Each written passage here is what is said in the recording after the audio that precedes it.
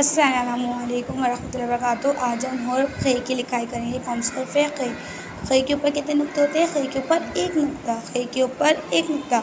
ख़े से खरबूजा, ख़े से खरबूजा। ख़े से खरगोश, ख़े से खरगोश। ख़े से ख़त, ख़े से ख़त।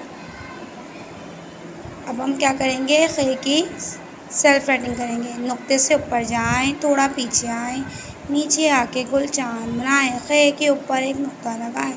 नुक्ते से ऊपर जाएं, थोड़ा पीछे आएं, नीचे आके गुल चांद बनाएं। ख़े के ऊपर एक नुक्ता लगाएं। नुक्ते से ऊपर जाएं, थोड़ा पीछे आएं, नीचे आके गुल चांद बनाएं। ख़े के ऊपर नुक्ता लगाएं। नुक्ते से ऊपर जाएं, थोड़ा पीछे आएं, नीचे आके गुल चांद बनाएं। ख़े के ऊपर एक नुक्ता लगाएं। ख़े।